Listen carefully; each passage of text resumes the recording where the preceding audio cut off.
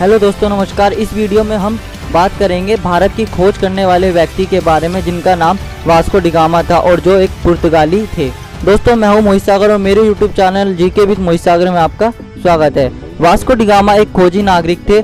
उनका जन्म पुर्तगाल में 1460 में हुआ था। इन्होंने अफ्रीका महाद्वीप का चक्कर लगाते हुए यूरोप से भारत पहुंचने में सफलता हासिल की थी। वास्को डी गामा का बचपन सिनास नामक कस्बे में बीता था जो समुद्र के किनारे था। उनके पिता को राजशाही द्वारा नाइट की उपाधि दी गई थी और वो एक खोजी नागरिक थे। वास्को डी गामा ने भी आगे जाकर अपने पिता का ही व्यवसाय चुना और वो भी समुद्र में जा रहे जहाजों की कमाल मारने लग गए।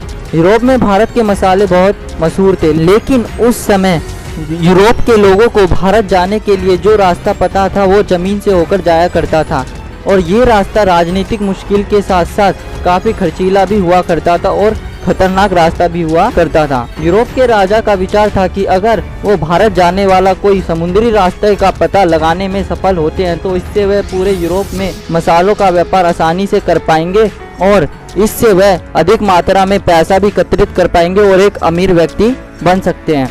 उस समय यूरोप के एक अन्य खोजी को भी भारत के लिए समुद्री मार्ग खोजने का विचार आया, जिनका नाम बार्टमोल्ड डायस था। उन्होंने केप ऑफ गुड होप की खोज की थी जो अफ्रीका महाद्वीप में स्थित था। माना जाता था कि वहां से पूर्व की ओर जाने वाले जहाज भारत पहुंच सकते हैं। यूरोप के राजा द्वारा वास्को डी गामा को the Cape of Good Hope के रास्ते से भारत जाने वाले रास्ते को खोजने के लिए कहा गया। साथ ही उन्होंने कहा यदि व्यापार के नए मौके हाथ लगे तो उनके बारे में भी पता लगाएं।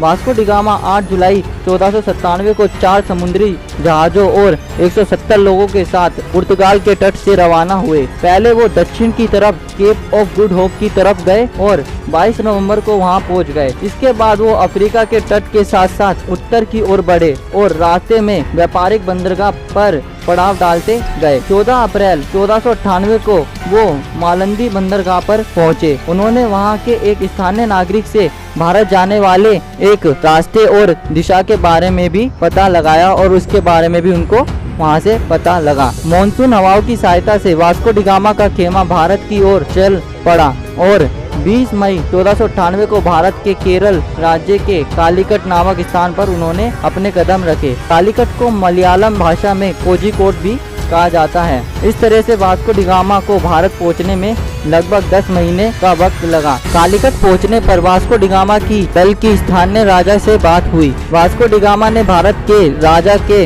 व्यापारिक सहूलियत लेने की कोशिश की, लेकिन उनके दरबारियों ने इस काम में अड़चन पैदा की। ये इसलिए क्योंकि पुर्तगाली ईसाई थे। अगस्त 1498 को वास्को डी गामा ने अपने देश की वापसी का रास्ता पकड़ लिया, लेकिन वापसी का ये रास्ता विपरीत मौसम की वजह से काफी खराब रहा और उनके दल के आधे से ज्यादा व्यक्तियों की बीमारी की वजह से मौत हो गई। लेकिन देश वापस पहुंचने पर वास्को डी गामा का जोर शोर से स्वागत किया गया क्योंकि उन्हें जिस कार्य के लिए भेजा गया था वो उन्होंने पूरा किया था। बाद में उन पर कई इनामों की बरसात भी की गई। इसके बाद वास्को डी गामा को 2 बार भारत जाने का मौका मिला। उन्हें भारत जाने वाले समुद्री दल का मुखिया बनाकर भेजा गया।